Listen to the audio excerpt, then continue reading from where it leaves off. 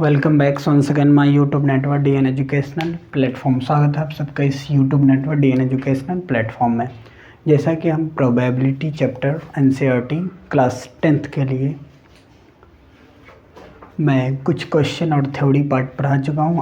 आप जाके ITP DN educational platform में प्लेलिस्ट से जाके 1 बाय 1 लेक्चर देख सकते हैं।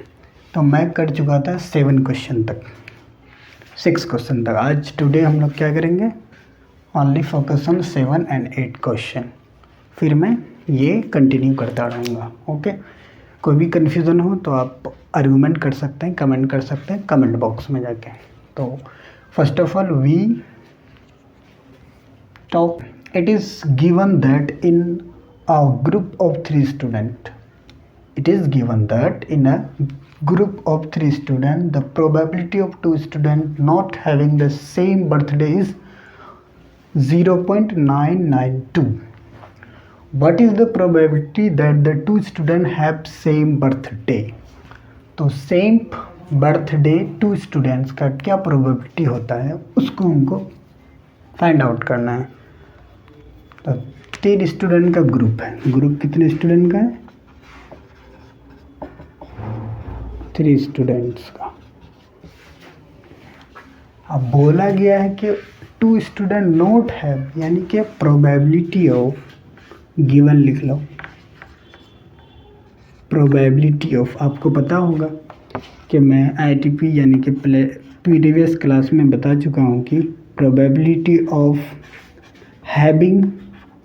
Happening event plus probability of not happening event is equal to होता है 1। ये फॉर्मूला आपको याद रखने की ज़रूरत है। तो प्रोबेबिलिटी ऑफ नॉट हैविंग यानी कि happening not E is equal to क्या है? 0.992 ये दिया हुआ है।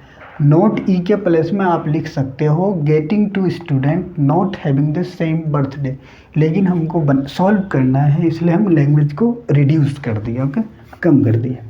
तो ये गिवन है। अब आपको मांग रहा है कि probability of event is equal to what? Not event को आप पी ऑफ ई बार भी लिख सकते थे डायरेक्ट। तो हम लोग डायरेक्ट फॉर्मूला यूज करेंगे। वी नो दैट क्या होता है? We know that P of E plus P of E not is equal to 1। P of E plus P of E not is equal to 1। तो आपको पता होगा ये not ई का मीनिंग ये होता है, इसको लिख सकते हो और इसके प्लेस में इसको पुट कर दो। 992 is equal to 1। That implies क्या हो जाएगा? P of E is equal to 1 minus 0.992। That is equal to, इसको इससे माइनस करेंगे तो क्या होगा? 0.008। This is your answer.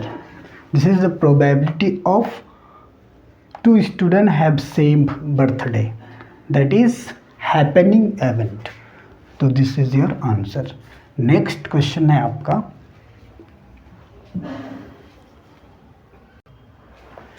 Next question पढ़ते हैं फिर इसका भी सॉल्व करते हैं।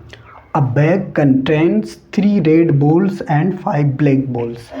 A ball is drawn at random from the bag. What is the probability that the ball drawn is red not red? पहले ये चेक करना है कि रेड की प्रोबेबिलिटी क्या होगी, फिर नॉट रेड की। तो पहले एक बैग बना लेते हैं हम लोग।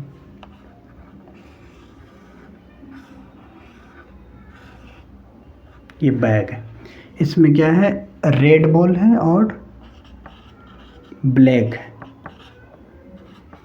रेड कितने हैं? तो रेड 3 है और ब्लैक है 5। ठीक है, this is your bag.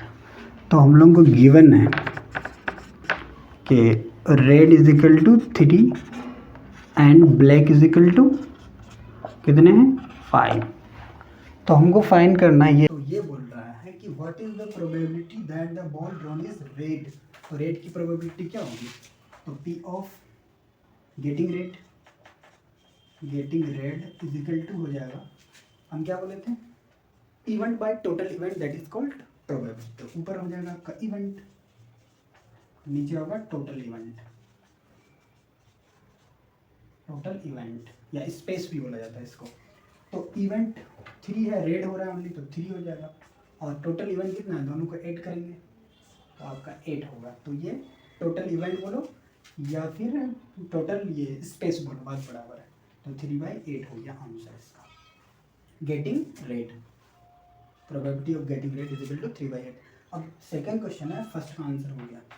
Second question आपको ये दे दिया कि नोट रेट, यानी कि रेड नहीं है, तो रेड कौन नहीं है, जो ब्लैक होगा वो रेड नहीं होगा। तो रेड कितने में 5 है, तो नंबर ऑफ इवेंट 5 हो गया, टोटल इवेंट 8 हो गया, तो क्या हो जाएगा 5/8। ऐसे भी बना लेंगे, तो यहाँ सेकंड नंबर लिख सकते हो, P not getting red, not getting red is equal to क्या होगा, इवेंट बाय टोटल इवेंट।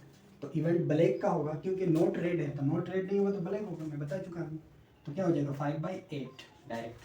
तो this is your answer, both are the answer of this question.